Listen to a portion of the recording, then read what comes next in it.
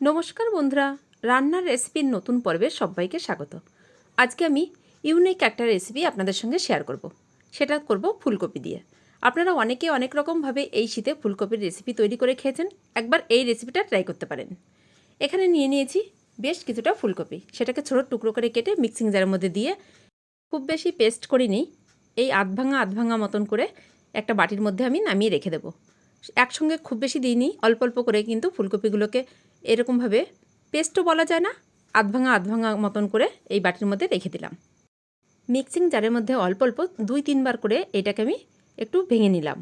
এর মধ্যে দিয়ে দিলাম একটা পেঁয়াজ কুচি, একটু মোটা করেই পেঁয়াজগুলোকে কেটে নিলাম, আর অল্প পরিমাণে ধনেপাতা কুচি আর 2টো কাঁচা লঙ্কা কুচি সব কিছু একসঙ্গে দিয়ে দিলাম। আর স্বাদ মতন লবণ, অল্প পরিমাণে হলুদ গুঁড়ো, সামান্য একটু চিনি, আর দিয়ে দেবো 3 চামচ মতন কর্নফ্লাওয়ার। যতটা আমি ফুলকপি নিয়েছি প্রথমে আমি 3 চামচ মতন কর্নফ্লাওয়ার দিয়ে ভালো করে সমস্ত উপকরণ মেখে নেব। যদি লাগে মাখার মধ্যে আরও কিছুটা ময়দা বা কর্নফ্লাওয়ার অ্যাড করে দেব। মাখতে মাখতে মনে হয়েছিল যে আরও কিছুটা ময়দা বা কর্নফ্লাওয়ার লাগবে, তাই এখানে আমি 1.5 চামচ মতন ময়দা দিয়ে দিয়েছিলাম। আপনারা চাইলে হাফ ময়দা বা হাফ কর্নফ্লাওয়ার দিয়েও এটাকে মেখে নিতে পারেন। সমস্ত মিশ্রণটাকে আমার মেখে নেওয়া হয়ে গেল। এবার আমি এটাকে রেখে দিচ্ছি সাইডে। এদিকে একটা কড়াই বসিয়ে দিলাম, কড়ার মধ্যে দিয়ে দিলাম তেলটাকে একটু বেশি পরিমাণেই দিলাম। ভালো করে তেলটাকে গরম করে নিয়ে ওই মেখে রাখা ফুলকপির মিশ্রণ থেকে অল্প অল্প নিয়ে হাতের সাহায্যে একটু মুঠো করে তেলের মধ্যে ছেড়ে দিচ্ছি। এটা চাইলে আপনারা কোপ্তার মতন একটু গোল গোল বা বলের মতনও তৈরি করতে পারেন। আমি একটু লম্বা করে হাত দিয়ে একটু চেপে মুঠের আকারে শেপ দিয়ে নিলাম। একসঙ্গে সবগুলো দিলাম না, হাফটা দিয়েছি আর হাফটা রেখে দিয়েছি, পরের ব্যাচে হাফটা ভেজে নেব। এইরকমভাবে মিডিয়াম টু লো ফ্লেমে এই ফুলকপির কোপ্তাগুলোকে ভেজে নিতে হবে। আপনারা একে কোপ্তাও বলতে পারেন, আবার আপনারা মুঠেও বলতে পারেন। এই ব্যাচ আমার ভেজে নেওয়া হয়ে গেছে, এই ব্যাচকে আমি তুলে নিচ্ছি। এই তেলের মধ্যে আমি বাকি ব্যাচটাও ভেজে নেব। সেমভাবে আবারও আমি ফুলকপির মিশ্রণগুলোকে দিয়ে দিলাম। হাত দিয়ে একটু চেপে চেপে লম্বা করে দিচ্ছি, মুঠের মতন একটু লম্বা করে, তারপরে হাত দিয়ে চেপে এইভাবে কিন্তু দিয়ে দিলাম। আপনারা দেখে নিশ্চয়ই বুঝতে পারছেন। আপনারা চাইলে গোল শেপেও দিতে পারেন, সেটা তো আগেই বললাম। আপনাদের যেরকম শেপ পছন্দ হয় আপনারা সেইভাবে তৈরি করতে পারেন। এই ব্যাচও আমার ভেজে নেওয়া হয়ে গেছে, সেটাকেও আমি নামিয়ে নিলাম। এবার এই তেলের মধ্যে আমি আলুটাকেও ভেজে নেব। এই আলুটাকে কিন্তু আমি খোসা ছাড়িয়ে জল দিয়ে ভালো করে ধুয়ে হালকা একটু ভাপিয়ে রেখেছিলাম। যেহেতু আলু সেদ্ধ হতে একটু সময় লাগে, তাই আলুটাকে আমি ভাপিয়েই ভেজে নিচ্ছি। এর মধ্যে অল্প পরিমাণে হলুদ গুঁড়ো দিয়ে দিলাম, লবণ আর দিচ্ছি না, যাতে করে আলুর কালারটা একটু ভালো আসে, তাই অল্প পরিমাণে হলুদ গুঁড়ো দিয়ে আলুটাকে ভেজে নেব। কিছুক্ষণ সময় ধরে আলুটাকেও মিডিয়াম ফ্লেমে ভালো করে ভেজে নিলাম। এবার আলুটাকে আমি তুলে নিচ্ছি। সমস্ত আলুগুলোকে তেল থেকে তুলে নিয়ে তারপরে এই বাকি তেলের মধ্যে আমি ফোড়নে দিয়ে দেবো গোটা গরম মশলা আর এলাচটাকে একটু ফাটিয়ে দেবো, আর দিয়ে দেবো অল্প পরিমাণে সাদা জিরে। ফোড়নটা ভাজা হয়ে গেলে এর মধ্যে বড় সাইজের একটা পেঁয়াজ একটু লম্বা করে কেটে নেওয়া, সেই পেঁয়াজটাকে দিয়ে দিলাম। এবার ফোড়নের মধ্যে পেঁয়াজটাকে কিছুক্ষণ ভেজে নেব। পেঁয়াজটাকে ভাজতে ভাজতে এর মধ্যে আমি আরও কিছু মশলা অ্যাড করে দেব।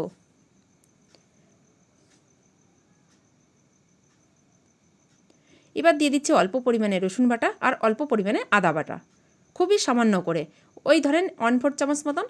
আর দিয়ে দিলাম লঙ্কা আর টমেটো পেস্ট একসঙ্গে করে রেখেছিলাম, সেটা ঢেলে দিলাম। এবার মশলাটাকে আরও কিছুক্ষণ কষিয়ে নেব। আর এই কষাতে কষাতে এর মধ্যে আরও কিছু মশলা আমি অ্যাড করে দিচ্ছি। প্রথমে দিয়ে দিলাম স্বাদ মতন লবণ, আর দিয়ে দিচ্ছি পরিমাণ মতন হলুদ গুঁড়ো। লবণ হলুদ দিয়ে আরও কিছুক্ষণ মশলাটাকে কষিয়ে নেব। আরও কিছুক্ষণ কষিয়ে নেওয়ার পর দিয়ে দিলাম 1/2 চামচ জিরে গুঁড়ো, আর 1/2 চামচেরও কম দিয়ে দিলাম ধনিয়া গুঁড়ো। এবার আরও কিছুক্ষণ মশলাটাকে কষিয়ে নেব। যখন মশলাটা থেকে তেল ছাড়তে শুরু করে দেবে, তখন কিন্তু এর মধ্যে আমি দিয়ে দিচ্ছি আগে থেকে ভেজে রাখা আলুর টুকরোগুলো। সমস্ত আলুর টুকরোগুলো মশলার মধ্যে ঢেলে আরও কিছুক্ষণ মশলার সঙ্গে আলুটাকেও নাড়াচাড়া করে নিচ্ছি। মশলার সঙ্গে আলুটাকে কিছুক্ষণ ভেজে নেব, ওই ধরেন 1-1.5 মিনিট। তারপর কিন্তু এর মধ্যে আমি গ্রেভির জন্য অ্যাড করে দেব গরম জল। এই রান্নাটায় অবশ্যই কিন্তু একটু গরম জল ব্যবহার করবেন, তাহলে রান্নার টেস্টটা কিন্তু খুবই ভালো হবে। জলটা একটু বেশি পরিমাণেই দিচ্ছি, যেহেতু একটু গ্রেভি থাকবে। তাছাড়া ওই কুপ্তা বা মুঠেগুলো দেওয়ার পরে কিন্তু আরও কিছুটা গ্রেভি টেনে নেবে। আর দিয়ে দিলাম 1/2 চামচ মতন কাশ্মীরি রেড চিলি পাউডার, এটা জাস্ট কালারের জন্য দিলাম। আপনারা চাইলে কাশ্মীরি রেড চিলি পাউডারটাকে স্কিপও করতে পারেন। হাই ফ্লেমে 4-5 মিনিট রান্না করে নেওয়ার পর এর মধ্যে আমি দিয়ে দিচ্ছি ভেজে রাখা ফুলকপির মুইঠাগুলো। মুইঠাটাকে দিয়েও ভালো করে একটু নাড়াচাড়া করে ঝোলের সঙ্গে মিশিয়ে নিচ্ছি। আর এইভাবে আরও 4-5 মিনিট হাই ফ্লেমে রান্না করে নেব। রান্নাটা আমার প্রায় হয়ে এসেছে, দেখে নিশ্চয়ই আপনারা বুঝতে পারছেন কালারটাও চেঞ্জ হয়ে গেছে আর গ্রেভিটা অনেকটা ঘন হয়ে গেছে আর কমেও গেছে। এই পর্যায়ে আমি এর মধ্যে দিয়ে দিচ্ছি অল্প পরিমাণে চিনি।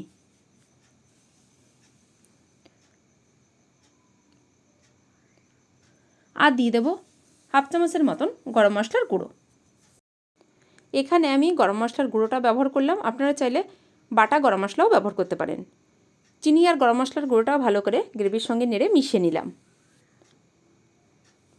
আমি এই রান্নাটা একটু গ্রেভি দেখেই নামিয়ে নেব, যেহেতু ঠান্ডা হলে এই মুইঠাগুলো কিন্তু গ্রেভি টেনে নেবে, তাই একটু গ্রেভি রেখেই নামাতে হবে।